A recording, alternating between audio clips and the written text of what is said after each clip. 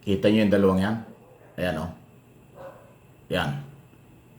Padilla at Tolentino. Senador Padilla at Tolentino. Yan po yung picture na pinakikita ko sa inyo. Kaya ko pinakikita yan. Silang dalawa ay magkapartido.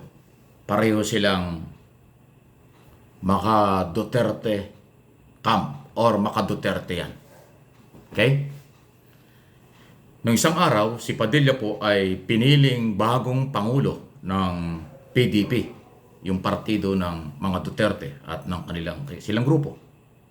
Siya yung dating executive vice president, ginawang pangulo. Si Senador Tolentino ay opisyal at member din ng PDP.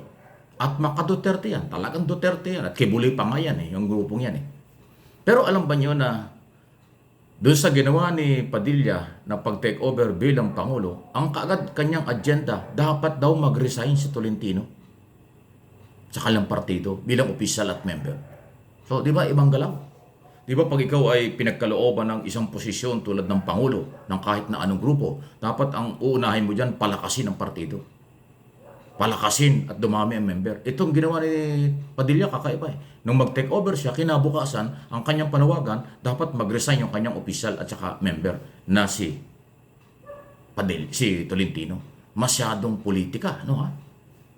Okay, at dahil dyan, si Senador Bato de la Rosa, tsaka si Senador Bongo at iba pa, ay identify na yan ay maka-Duterte. Hindi ba? Yun naman ay public knowledge. Okay. Ngayon, ang pinag-resign ni Padilla na si Tolentino ay Senate Majority Leader. Mataas ang posisyon sa Senado.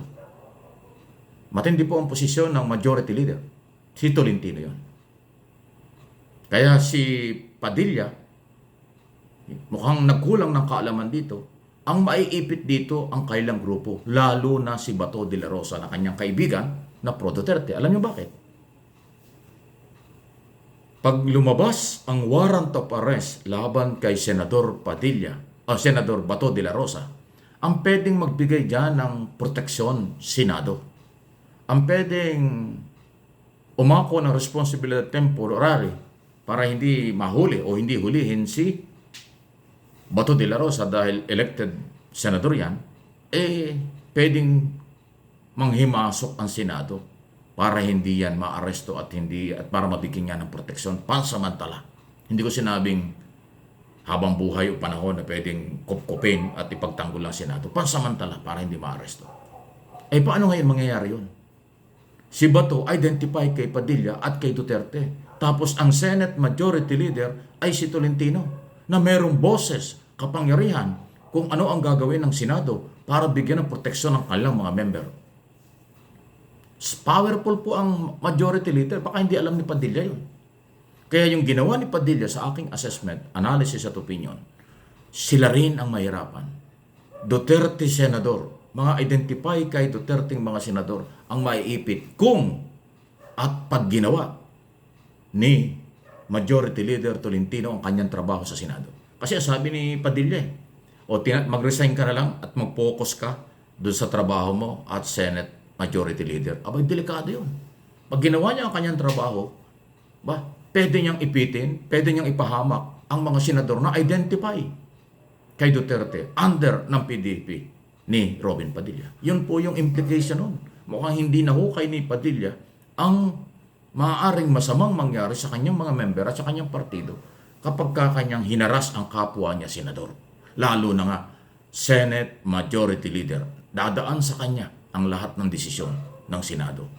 Panukalang batas, reorganization, mga komite, at kung ano-ano pa. At higit sa lahat, kapag pinag-usapan ay proteksyon sa kasamahan, tatalakayin niya ng Majority Leader bago aproban ng Senado at ng Senate President. Nakalimutan ni Padilla ang makapangyarihang posisyon ni Tolentino. Kaya si Tolentino pangiti-ngiti lang Bakit mo ako pinag-resign? Parang gano'n. Baka hindi mo alam kung anong trabaho ko ngayon at posisyon ko ngayon. Yan po yung sinasabi natin. Nagrarambol-rambol na itong mga politiko ng PDP laban under Duterte.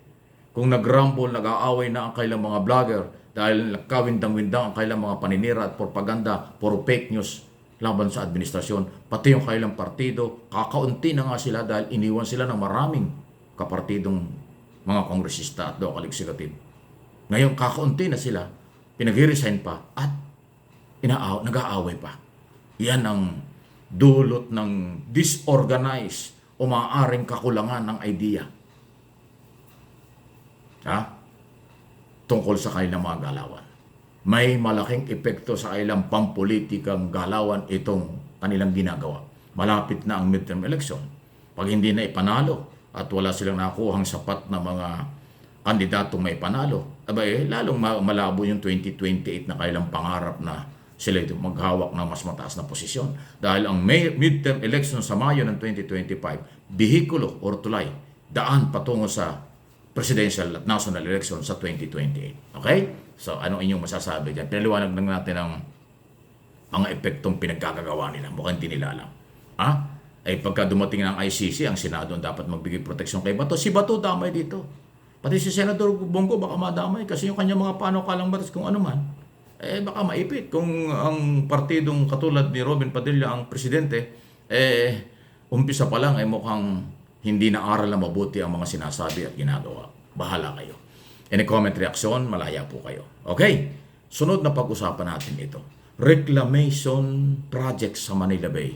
Dahilan nga ba ng pagbaha sa Manila, City of Manila, Pasay City, at Bacoor or lalawigan ng Cavite? Dahil kasi binaha talaga sila ng matindi. Maraming tumututol dyan sa reclamation. Tabunan ang karagatan, tabunan ang kalikasan para gawing komersyal. Maraming tumututol dyan. Pinatigil na nga yan ni Pangulong Marcos. Di ba sinuspindi yan? Dahil nakita ng Pangulong Marcos na hindi tama, dapat reviewin. Pero mukhang tinuloy pa rin. Saan ba nagsimula yan? Sa nakaraang gobyerno. Sa Duterte administration nagsimula ang reclamation project sa Manila Bay. Lalo na yung bago ngayon, maliban sa dati. Ano ngayon? Sino may kasalanan? Bakit si Pangulong Marcos pa rin ang sinisisi nyo?